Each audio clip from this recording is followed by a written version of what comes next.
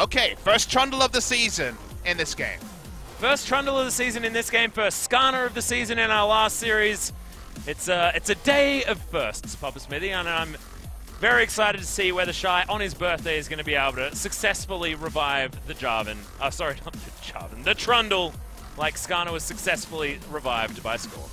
I mean, the ability to chomp away some of the AD and go even in trades that for other champions would be risky. Makes you understand. The use of the pillar will be interesting, given that everyone on Everate wants to get in melee range of the enemy, apart from Orianna. Shy going on an old pick on his birthday, 26 years young today. Yeah. Needs to step up his teleport game, and ROX Tigers need to step up their synergy. They do not want to go down 2-0 to Everate winners. That being said, Everate, they have set themselves up with a lot of options as far as getting the engages working out. They've got Kalista Rakan, they've got the Orianna. Imagining that Trundle will probably make a resurgence given the buff to the Cinderhulk. 7-14. Things like this Sejuani have come back. Nice sidesteps from Sceptid, who has been very impressive laning Orianna. He's going in real aggressive. Yeah, the heal's already being used as there's the flag and drag. First blood for Malrong as Everate keep the pressure on from game one. Really big champion and maybe allow some of the other items to come in, but it would be unlikely. Okay, flash missed from Songwon. Yeah, that's not going to quite find anything at all as there's a double knockup from Malrong. Big shockwave in there as well, but Sceptid's still going low, gets the command protect, but Songwon's able to pick one up as there's actually the Rend that grabs the kill onto Lava. Mid lane is traded. Well, good old MSI, and without any items, still going to look for a gank. Yeah, still has the ultimatum, and there it is. Malrong now just throws down the Cataclysm. So many zones that this Trundle cannot get out of, as Malrong is still going to survive the subjugate. Ability to turn on the front line will be the big story in this game, less about the split pushes. Yeah, cute little knock-up comes in, but they know that there are 4 members down here towards the bottom side. Ella in trouble, wants to battle dance, gets the Fate's Call, wants to find the knock-up as the Weaver's Wall working out here just a little bit. Heal comes in and Songyun is able to pick up that kill. Key tanking the turret and will survive. Good dive from the ROX Tigers, but what will they give away for it? And that's the thing, is they're able to brute force it, but you're seeing that Camille will roam down. She has her Sheen available, so they might just get first brick in the mid lane as it took so long to pick up the kill.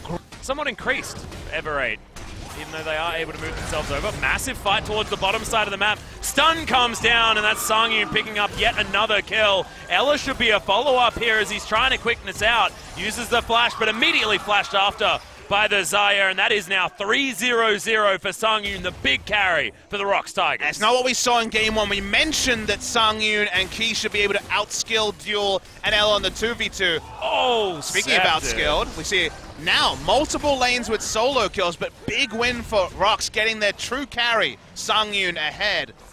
Sceptid does have an air of inevitable. Cooldown for another couple of seconds as the Fate calls. We're going real hard. There's the knock-up. Grand Entrance comes down. All of the CC. Shockwave. Malrong grabs the kill into Songyun immediately, and Jewel is gifted the one on the support Key. Keen, in trouble on the top side of the map. Throws down the ultimatum as Shy underneath this turret. Really good stun as Shy's getting kited. Happy birthday, you have fallen down as Keen wins the 1v1 under the turret. Side, I guess. Yeah. What goes up must come down. Now Shy's in trouble.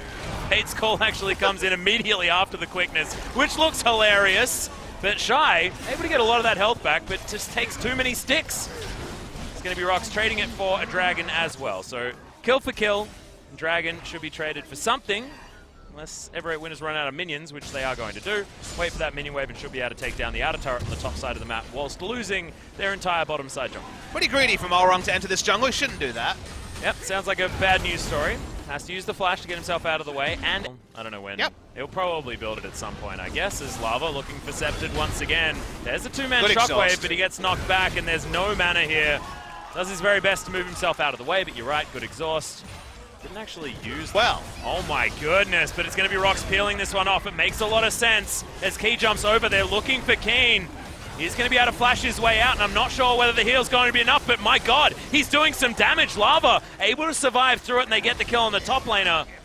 No Baron just yet, and they do have one Shy edge doesn't to secure have this. teleport, that's why they started it. No TP on Shy. Yeah, Keen can make his way in. There's the turn now. Teleport Only coming down from Everate. Decent work done as Jewel untouched in the backline as Key doing some stuff that he can, but I mean, someone's going to get taken down for free.